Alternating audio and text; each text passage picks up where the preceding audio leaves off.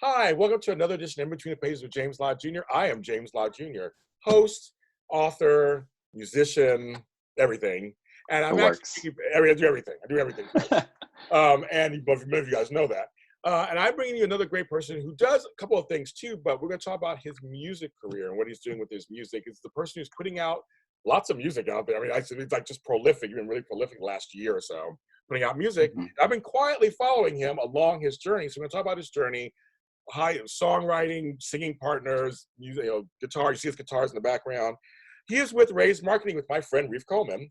He's also at the Football Academy because soccer is one of the things you see any of his stuff online. He loves soccer. It's all about the soccer, or as they say in other countries, football. Football.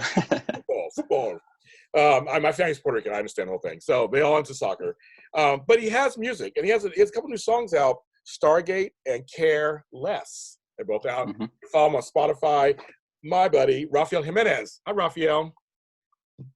Hey, James. How you Pleasure doing being today? here. I'm doing well, actually. So I have to ask, I'm asking everybody this because we're at a strange time period. How are you doing with all this COVID-19 stuff? And how are you doing and all that stuff? Not too bad, actually. The only thing I do miss is the soccer regularly. That hasn't been regular for maybe a couple months now. About a couple months now. So that's been the hardest part. But other than that, I'm used to working from home. I've been working from home probably 7 years now. So working from home and separating the bed from the office, very easy now. It was hard in the beginning, but so it's been okay. Other than that, it's just business as usual. And you guys are still in business. You guys are still in business, just working from home. Yeah, pretty much. Oh, good. Everybody's. I mean, I'm in Hollywood. It's all shut down, so a lot of us aren't in business. So I wasn't sure if you guys were still working. So that's good. Yeah. Oh, well, we do. I mean, 99% of it, what we do is digital, right? So it's online. So as long as I have internet, we're in business. If the internet goes out, that's a different story, Like literally and for real. You're like for real. Yeah. Literally, right. Exactly. That's interesting. That's good. That's really good. But we're here to talk about actually your music. And I said I have been following your music for last year. I followed you before, but I followed you last year because you were starting to put out stuff. And I want to start out with, what do you classify, because we're going to talk about certain songs and there's different sounds you did, but what do you classify your music as, or do you? That's the hardest question to answer because I would just classify it as just straight rock, pop rock, alternative rock. I've never been able to pinpoint that one. Are you changing and growing? Is that kind of a thing? The sounds are changing and growing on you? Yeah. As I start to, I would in high school and after high school, I would strictly listen to rock. I didn't listen to hip hop. I didn't listen to anything else really. I grew up with Spanish music, so so got the rhythm going. But other than that, that's all I listen to. Now I definitely expanded just based off of the people that I've worked with and I've surrounded myself with in music. It just makes sense to expand your horizons. Different sounds add to different feelings or atmospheres. So as far as classifying my music, I've never been able to do that. I still struggle with that one. That's fine. That's good. That's fine. I see. One day I talk to you like 3 years from now, you may have a different answer. But right now, hopefully, you figure it out. I don't think I get to decide though. I think other people get to decide what kind of music that is. For different people, it resonates differently. And I remember when I first started making music, it was for me because I wanted something to listen to while I read or studied while I was in school. So I started just doing straight instrumentals. I've never been a singer. As you can hear my voice, it's not really a singer's voice, right? Speaking voice. You're a nice speaking. I'm working on it. Thanks. But that's how it started. It was mainly just, what do I want to listen to? And while I'm reading or studying. And then I didn't really classify it as just something that I wanted to listen to. And then, so that's kind of how I see it, is other people will eventually decide what kind of music that is. So So do you listen to groups like Lale or Manan, all those? You listen to those kind of groups growing up? yeah, They, I did. they did some rock stuff. I used to love Lale especially. I like Manan too, but they did Yeah. like rock music and pop. I mean, I know that stuff. Yeah. No, yeah, I definitely grew up on that. And my favorite part about all of that was the um when I listen to music, I listen to the music first, the instrumental, and then the lyrics like 4 or 5 listens after. Great thing about all those is the rhythm and the guitars and the drums, how they all work together. They just create a structure that is easy to listen to. And then the singer just adds on his story, which he's a great story writer. And I think that's why, they're huge and big. And I want to see them live before they retire completely. So hopefully we get a chance to do that. Well, it's funny because I'm a singer, obviously. I'm a songwriter, so when I hear music, I hear the lyrics first, mm, and I hear the music. I'm almost the opposite. I hear the lyrics. I'm like, what are they saying, and how does it work with the music? And then I hear yeah. the music, and then I start hearing after several listens. Oh, that's okay. But I find myself listening to lyrics. And Nice. Yeah, I find afterwards that's when I really decided if the song is really great once the instrumentals work with the vocals. For me, right? Everybody has their favorites, but if I listen to lyrics first, I start to get lost, and I don't know. But yeah, that's interesting. I've heard definitely people that are the opposite. They listen to the lyrics first, and if they love the lyrics, then they'll love the music. So, do you dream melodies? no, Oh, you don't. I How do they don't. come to you? How do they come to you? I mess around with the guitar until it just sounds right. I've never learned how to read music. I took a piano class for a semester, um, and I learned how to read music there. But it's one of those things where if you don't practice it, you forget it. Um, so I've never been able to read music. So it's mainly just been kind of just picking up the guitar, plucking away, learning some of my favorite songs, and then um, learning the patterns that they've done to create that sound, if that makes sense. Yeah, it does. So it's mainly off of feel. There are melodies that do come to me, but I've never been able to like pick up the guitar and recreate it off the bat. So that's making music takes longer for me, just because I guess I don't know the technicalities behind everything. Interesting.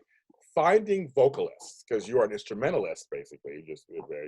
Or you have a couple. We'll get into some of the people you work with, Apadillo Jr. and this new guy, Christian Cole. But how do you know you have a vocalist? Because you're coming up with this music. How do you know when it's a marriage, so to speak, to your song? This person's vocal fits your song. That's I guess it's works both ways. So with Eddie, we've been friends. I met him in I think first grade. Oh So my I've God. known him since first grade, Wow. long time. And he's the musically inclined one. He's the one that took all the lessons and studied all the music, the theory, and everything. Played in bands, but never really decided to become a vocalist or a singer until we've been messing around with ideas for 2-3 years. Oh, wow. And then finally I was like, let's lay these out and finally put it out there for the world, for whoever likes it, whoever enjoys it. But he decided just strictly do singing, and so I was like, I have all these ideas, I have all the music, and it just worked. We did some covers, and then we did some originals, and then it just as far as a vocalist, I don't know, I didn't really go looking for it, but it just worked out that way. And then with Christian, he's very versatile in his writing and singing. So whatever I gave him a finished song, a finished project with no melody on top of it. It was just, here's all this, here's the foundation and the freedom for you to do what you want up here, right? And so, I mean, he would send it back within 24 hours, and I was just amazed at the fact that he was able to come up with hooks, choruses, verses so quickly, where it takes me, a month to come up with one guitar idea, you know. So it was more of here's what I have, and there's freedom for you to add your own thing without any restriction from me. And so that's kind of how I've been marrying the instrumentals with the vocals. And vocalists are very difficult to find, good vocalists. And there's been a couple other people that I've wanted to work with, but ever since this whole thing came about, got to put that on pause. But for the most part, I have the idea. I just send it with all the freedom that they have, and they come back with some great ideas. And eventually, you start stacking up all these projects, all these ideas, and eventually, you say, let's put out the album or the EP, or however you want to call it. So, yeah, for me, I just recently, the last album I did, Salty Clouds, Sunflower Dreams, was the first time I had a band with me, like an actual vocalist. Full band? Yeah, full band, full, background vocals, female and male vocalists with me. They're Third Dimension. So we released the James Lott Jr. Third Dimension. And this next album's the same thing, James Lott Jr. Third Dimension. It's funny because you're right, adding other people to, like, because these are my babies. I'm writing the songs. Yeah. So I'm writing the songs. Yeah. They're my babies. My producers are doing the music mostly. I have some melody stuff, but mostly they come with the music. And then I'm bringing these other people in, like you said, bringing a vocalist in to interpret something that I did. So that must be interesting for you. Like you said, you had a pleasant surprise, obviously, when you were like, I had this little idea, I sent it to him, and he came back with something in 24 hours. That's very interesting. You have to trust them, right? Yeah, for sure. Yeah, and it's they are my babies, but also they're not the only babies that I'll have, Sure. So I can't just dwell on I'm big on don't be perfect. It doesn't need to be perfect. It's perfect when somebody else likes it. That's how I've seen it. For you, it'll never be perfect. You always want to iterate and edit and edit. Right. But once it's perfect for somebody else, then it's done. Now you can move on to the next one. And not that it's not your baby anymore, but it's now it's real. And that's how I look at it. Is once I bring somebody in, as long as they kind of grasp the whole feeling of the song, because it rarely changes completely. Like when I send a project, as long as they grasp it with the idea and their lyrics, then I'm happy with it. Let's record it, mix it, master it, and put it out. Yeah, I had one song recently that it did change. You're right. Most of my songs they stay the same, but I had one song that completely changed genres, basically, in the studio. Wow. We were like, oh, okay. In the studio? We're in the studio, like, and my producer, Pete Mills, hi Pete, made me sing in a key I never sang before. So it's very interesting. That song's coming out this year. I'm very interested to see what people think. Which is one of the fun things, right? In the studio, you can play around, you can try things. That's the point of the studio. Before you put it out, you can do all kinds of stuff, right? 100%. Yeah. So I want to talk about your first album you put out with Eddie Padilla Jr. It's called Until the Next Chapter. Listening to it, very guitar heavy. Obviously, I see guitars behind you, very guitar heavy. Yeah. But I want to tell you, so I want to break a couple of these songs down. So, Revealing. Very 50s. So very romantic 50s, like, because there's a video for it. Yeah, but that was the goal. I was asking, so that was the goal. So something. So did you grow up with 50s music? Yeah. Did your parents have that? I mean, that's something. Yeah. I grew up Richie Valens. My parents listening to it, or my dad in the car. It was either 50s, 80s, or Spanish, like cumbias and things like that. And I don't know. It's just I resonated with the 50s so much. I love the simplicity behind it, the simplicity, and the storytelling behind every song. And it was funny. I was thinking about it the other day.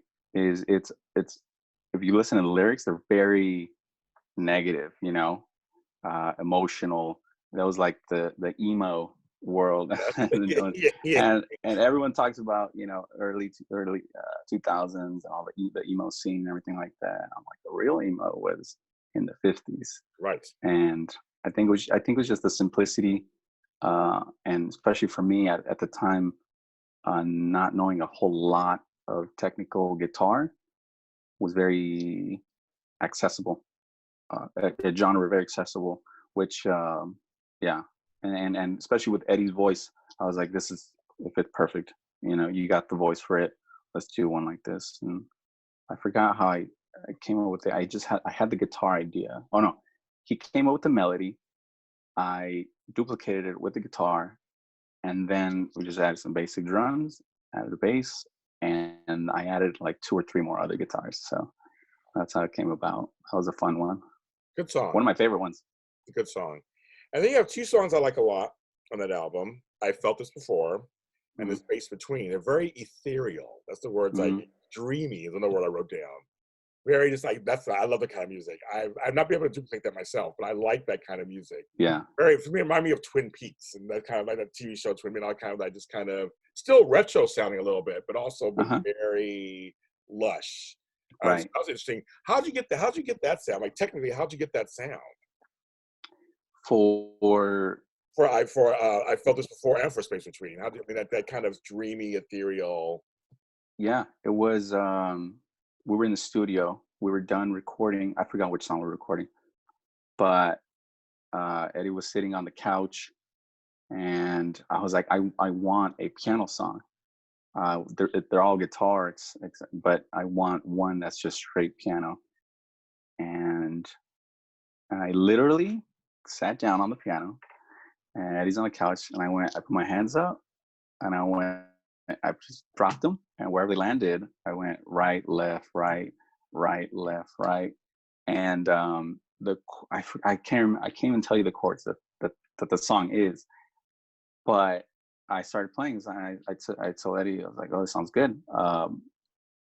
Just mumble some melody," and he started mumbling it, and that song took maybe like a couple of days to finish up. But that's literally how it started. And it was perfect because when I sent it to my producer to mix it, he sent me back with the piano very like watered and muted down. And I was like, okay, perfect. Because I sent him just the raw piano. I thought it was going to be like a straight piano, but he sent it back with like a very watery feel to it. Yes. And I was like, this is it. This is the song right here. And the melody, I forgot. I told Eddie, I said, write something about deja vu. Because I forgot, I had just recently seen something about deja vu. And that's where I Felt This Before, the idea of deja vu came about. And so that was a great song that came about. And even the music video was interesting as well. So I know. I was very impressed with you because that's what I saw. It was like, and he's doing videos for his songs. Like he's not just putting out the song. You know, you do that. You put on streaming services, you do all that. But like he's making videos too. Now, are you a person? You're in some of the videos, of course. You're in the videos. So like, are you an actor? I wasn't like, well, this is my song. I should be in the video. Like, wait, how's it? What was it for you? It was a I can, so why not type of thing, right? I have friends with camera gear. I bought a camera, and I mean, we've been doing it for clients already, right? Making videos, and I wanted to go the extra mile of the whole music experience, right? Yes, there's the audio version, but also the visual version, which takes it to another level, because now it's an interpretation from, I guess, the artist to the listener, and I wanted to do music video for all of the songs, but there was no time to do all of them. But I think we did 7 of them. You did a bunch. Yeah. Once we got the ball rolling, we're like, okay, let's we know the process. Let's do the next one and the next one and the next one. You know, the hardest one was the first one. That was the Space Between. Yeah. That was the hardest one. What was so hard about it? What was so hard about it? we were coming up with ideas as we went, and we were location scouting, and then as we started piling up ideas, and we had to like, you know, cut it back. I had so much footage while I'm editing, and I was like, this is what's going to go in there. This is the interpretation of the song. And then on top of that one, we had other people involved in the video. So it wasn't just me and Eddie and the camera crew. You know, we had to schedule it out with other people. You know, we couldn't pay them, so we had to pay them with food. You know, yeah, you pay them with the stomach. So yes, you do. Yes. Welcome to my world. Trust me, all about producing and series and stuff. It's folks. It's not. You don't just get together and do it. You have to actually make it organized and got to schedule everything. Yeah. Schedule everything. So that was the logistics behind it. The editing was pretty quick, pretty easy, because things just seemed to fall into place as I was editing. So that was quick. But yeah, I wanted to do music videos for all the songs, and so that was just it. Go the extra mile. If you can, why not? You know. So you're like, you wouldn't recommend on the fly trying to make things happen. It's like, just kind of do all the work first, and then and then just go out and do it. Exactly. Plan at least 80% of it, and then you have the 20% to work with as you're doing it, right? The creativity part. Because some things we scheduled, we're like, this is going to take 2 hours, and it ended up taking 6 hours. So it happens. So that we have to take that into account. So yeah, I agree with that. I also like A Friend. I like that song a lot. On the first A Friend, yeah, that was good. That was the first one we came up with. That was an idea. It was the chords that I had. We were at Eddie's old apartment 3 years ago. Oh, wow. And he was singing about a coworker who, I guess how he put it is this coworker had such great qualities, but he couldn't see it himself. You know, so that's kind of how the song came about. And then we turned the chords from a guitar into a ukulele. Yeah, so Eddie had yes. Eddie had a ukulele at home, so he just laid it down, and then I did the rest. So that was an awesome one too. So I always ask these people, because sometimes for me, I record a bunch of songs. I don't know if they're gonna go on the album. I record them, whatever happens in the studio, you know, it happens when you come up with. Mm-hmm. For me, sometimes it's actually putting the album together is the hardest. Like picking which songs go on, the order they go in. Do I want to tell a story, or am I just putting songs together? Is there Is it a concept? Is it right? So how was that for you for this your first album? How was that process for you? We didn't have more than what we recorded, so picking which songs were going on the album wasn't a very hard thing to do. I needed 2 more songs. Oh, dang. So I took one old one that me and Eddie did, remastered it and put it in the album, and then I did an instrumental one to finish it off. That last song, the last song. Yeah. I went to a concert. It's a cover, but it's not really a cover. I don't know. It's a little gray area. I went to a concert, I think around 2006, 2007, and they played that instrumental as an encore at the end, and there was no recording of it. It was never on a CD, on an album, nothing. The only existence of it is YouTube videos, like 2 or 3 YouTube videos of the live session.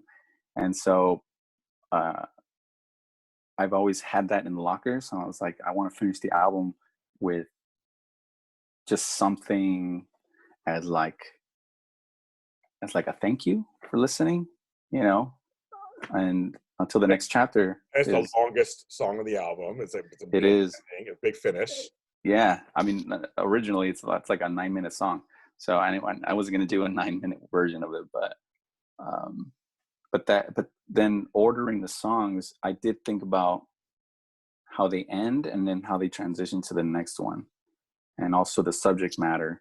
So I wanted the easygoing one first, which is A Friend, and then and then like in the middle you have the more energetic ones, and then towards the end it really starts to go down with I Felt This Before, and then it ends with the instrumental. So I did think about, it was deliberate, but also it was more of putting the pieces together with the full amount, right? We didn't have extra songs that we wanted to decide not to use or to use.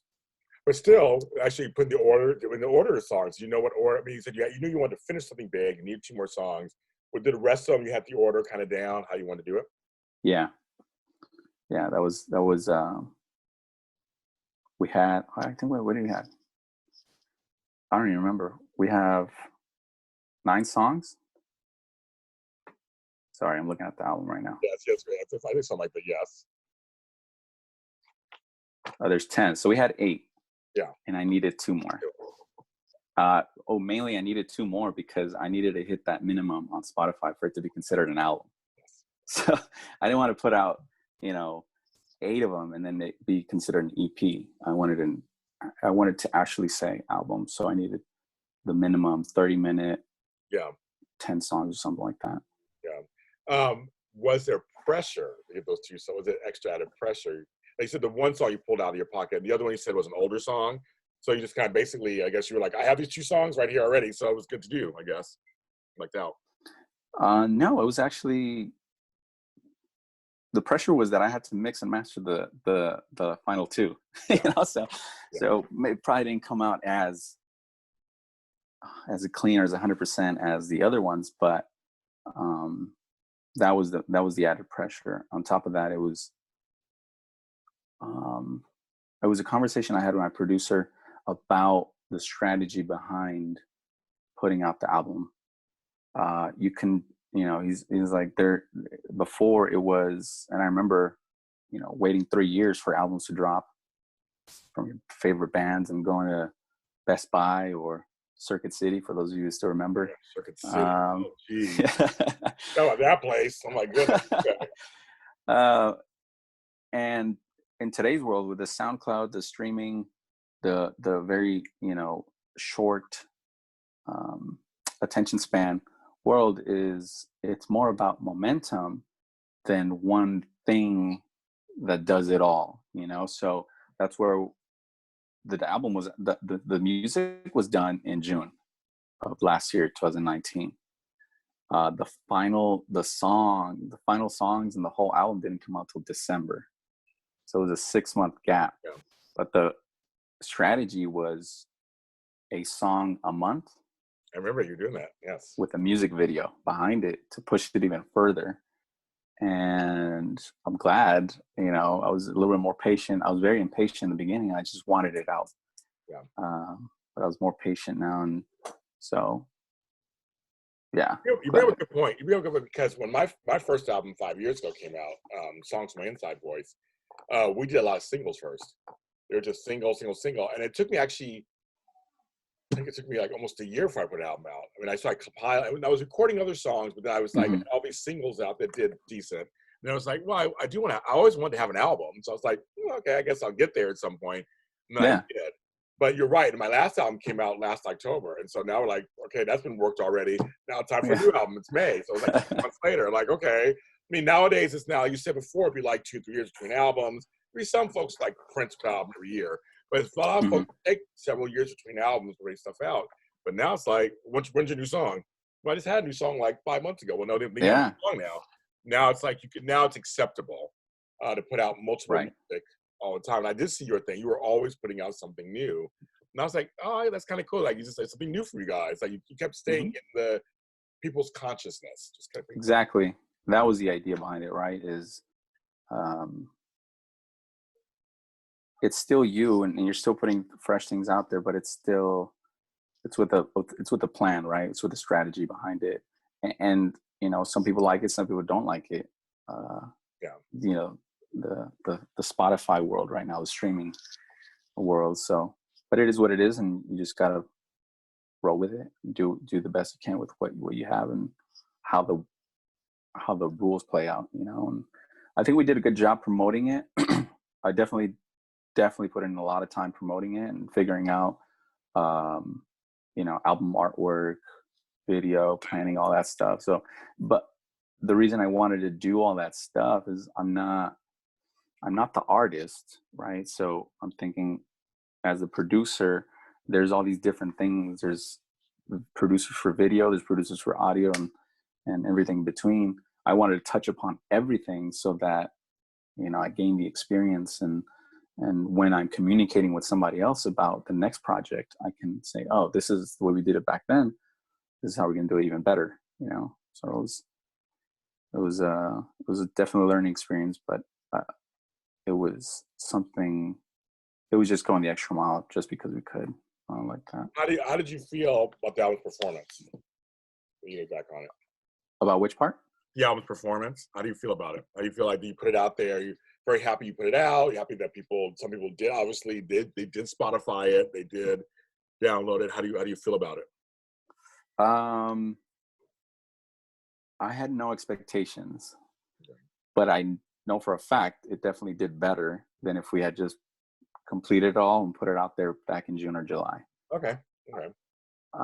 So I'm very happy with the results. But it's also the first album, so it's not the last one. And so I'm not worried about the numbers now, as opposed to what the numbers are going to be like 5 years from now or 10 years. Yeah. So I'm very happy with the work we did and the performance of it. Could it do better? Could we have done better? Probably.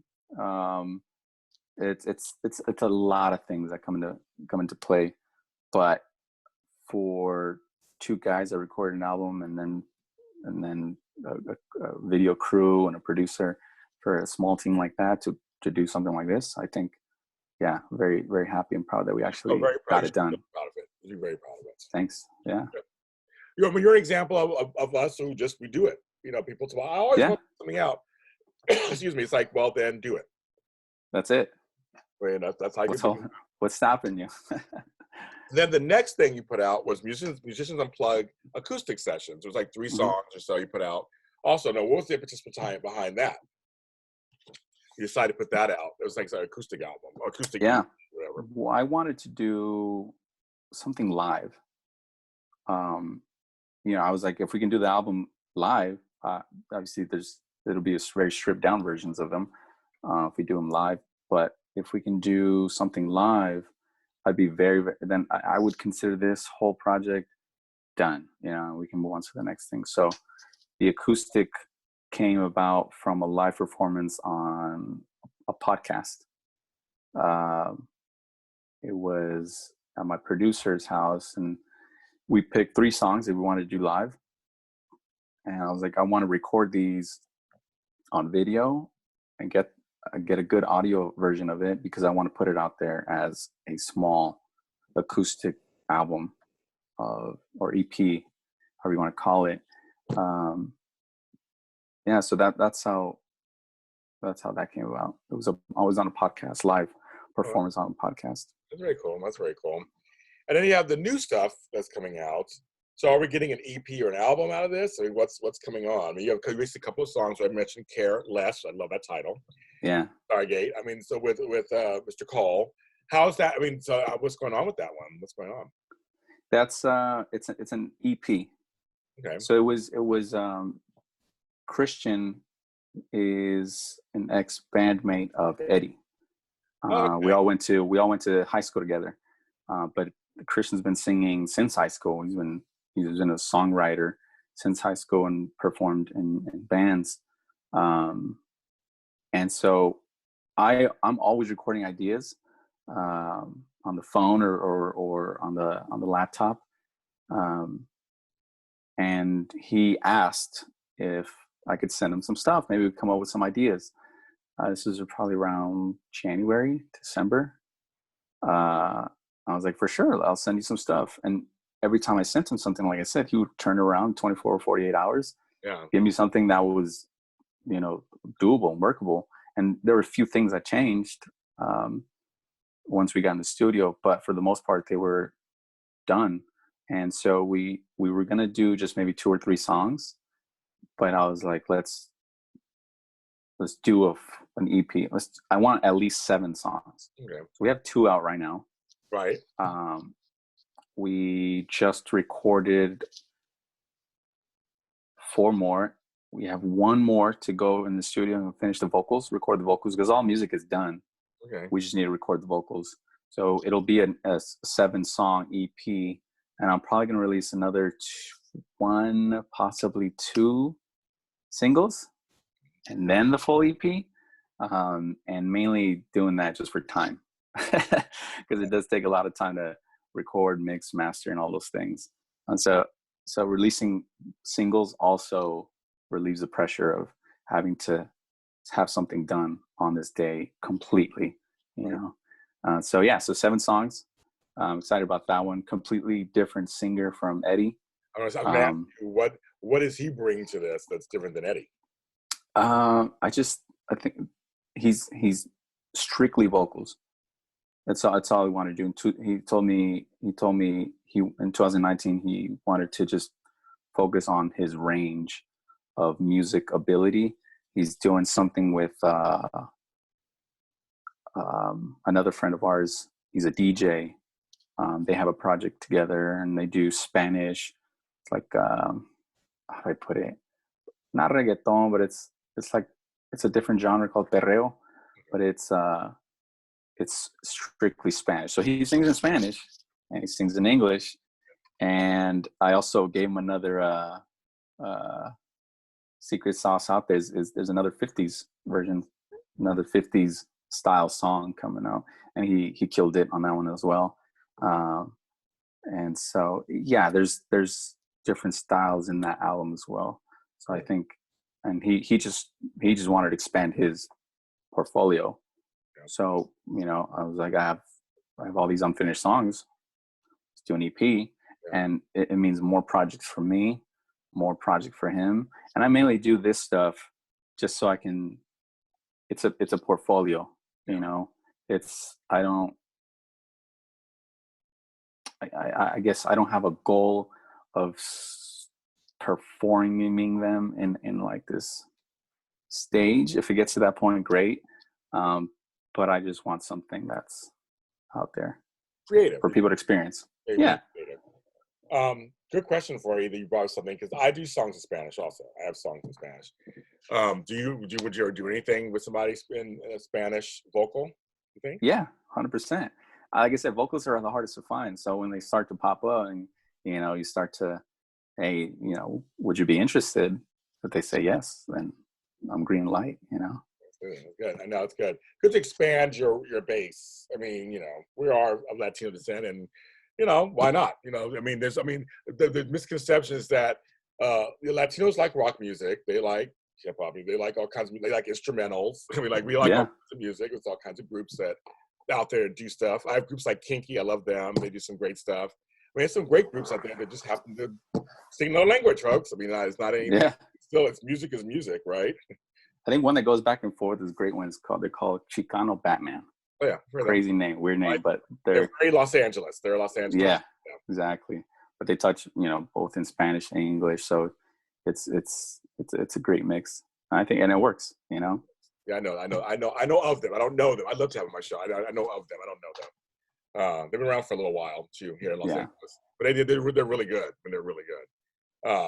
So what does music, as we kind of wrap this up, what does music bring to you, Rafael, that other things you do don't bring to you? What does it bring? I think it just brings a certain peace of mind. Like I said, as I first started, I got that black guitar right there when my dad started his band. Oh, wow. I didn't touch it for about a year or two, and they didn't use it. And I wasn't really into music. I was strictly just soccer 24/7, you know. Around 17 is when I actually picked it up, and it was the basic Squire. But I started learning La Bamba was one of the first ones I learned. Put Your Head on My Shoulders, you know, We Belong Together. So those are the 50s songs, the easiest ones to do. And then I started learning some from my favorite bands. And it was, I've always been a tinkerer, I guess. Grab everything, touch everything, see how it works. Yeah. And that I've worked that way forever, you know. And I downloaded all the recording software. The most basic one was, I think, Sony Acid Pro, which is like Audacity it is today. Yes. It was very stripped down, just straight recording. And then recorded.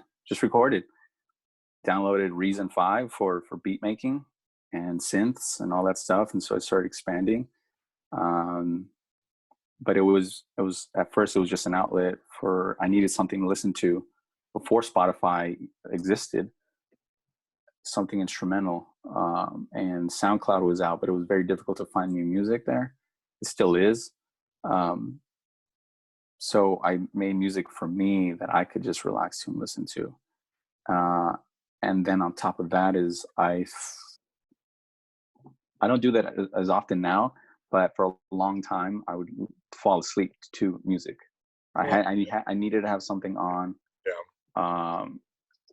I mean, even today while I'm working, there's always music playing.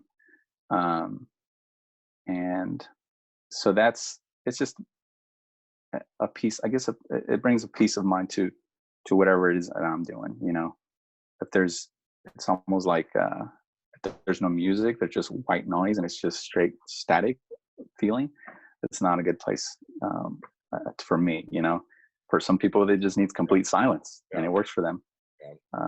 So that's what music is for me, and it's also now creating it is also a way for me to express the emotion or the emotion behind it all, right? Because if I were to release the album with no lyrics, you would still, I believe people would still be able to understand it, and so I think that's that's the most important part for me. The music has to sound good and has to work. Yeah. So yeah, that's how I see music. Yeah, very good. Well, Rafael, I'm looking forward to hearing more stuff from you and seeing what else comes out of it. I'll be following again your career as it continues to do this. I mean, I just think it's admirable that you're doing something that you love to do, and you're putting it out for the masses, and not just sitting at home going, "I wish I should, I wish I could." You're doing it. Yeah. And that was the exact conversation I had with like Eddie or anybody. The film crew is I don't want to say I wish we did this.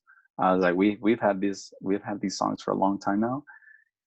5 years from now, I don't want to be like, I wish we put it out there, you know. Exactly. So just do it. Do it. Do it with the way you can. So yeah. So if you have, James, I'd love to see what else you got in the bank. I know you have a lot of ideas. Yes. Maybe, you know, turn nothing into something. That's the idea, right? I'd love to. I mean, I'd love to collaborate with you on something. I got lyrics, all kinds of lyrics all over the place. I'm a person who likes seeing what two people can bring together. You know, my style could be something that could work with your style, this deep voice. You know, all kinds. Who knows? You know, who knows what could happen? Yeah. But I'm writing lyrics are the hardest for me to write. Yeah. Music. I let other people do music. I do some music, as you can see, my music right there. But I leave it to the professionals. You guys are the ones who do that. I'm a lyricist. I'm a writer. Okay. I am at the core, so I write. I'm a talent. No, but I write, and that's something that I love. I just did 2 collaborations recently with 2 people. It's out right now. Those 2 people, was their first time ever doing music. So I had to show them the process. Yeah, they'd never been in the studio. I taught them how to record vocals. I was able to kind of mentor them.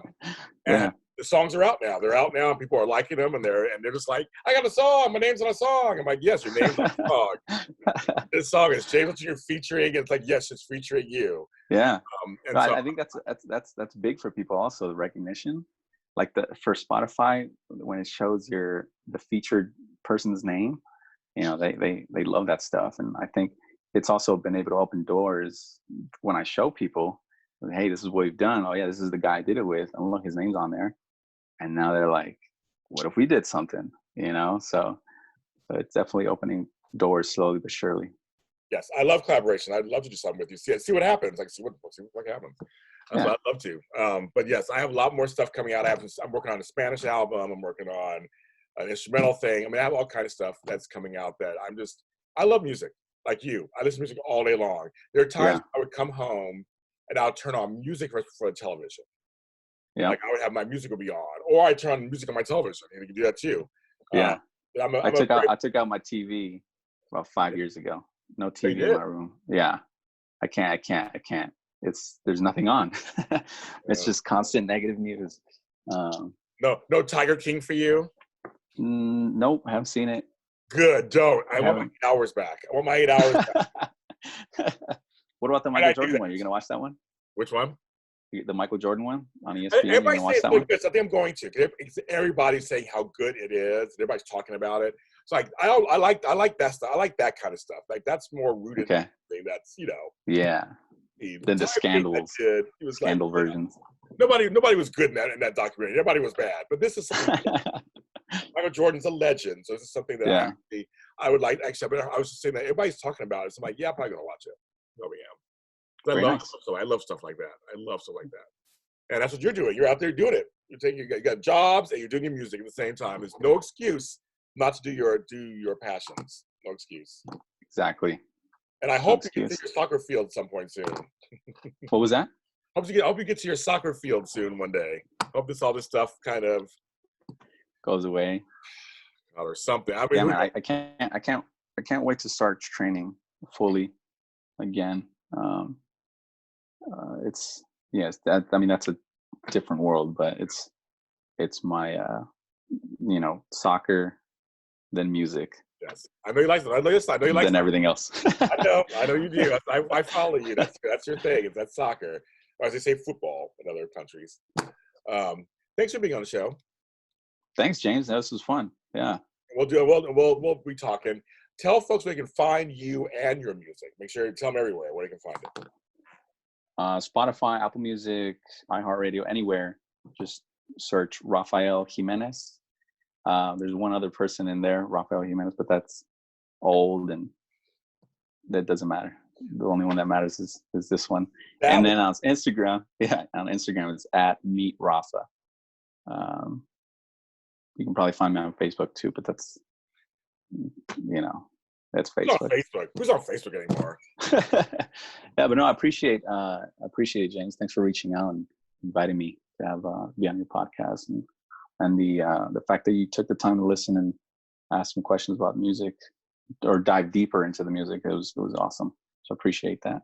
Hopefully other people are the same way. Yeah, please be the same way. Listen to him. And I'm James Lott Jr. You can find me where all James Lott Jr.'s are sold, at James Lott Jr. on all social media platforms. My music's everywhere too. Just type in James Lott Jr. anywhere music is streaming or sold, and you can find me and my little old self. My album, my new album's coming out. It's called Strength in Numbers, Safety in Numbers. It's coming out May 10th, which is Mother's Day. So it's nice. And my 51st birthday. So it's coming out. On my birthday. Double whammy. Double whammy. To get some good new music. But music is a great thing to listen to right now where we're going through this strange time. I hear you. I see you. I know what's going on out there. People have anxiety and stuff. But sometimes listening to a good music can help you get through it. And so I encourage everyone to support artists, local and otherwise, to help you with your sanity. And we'll see you next time.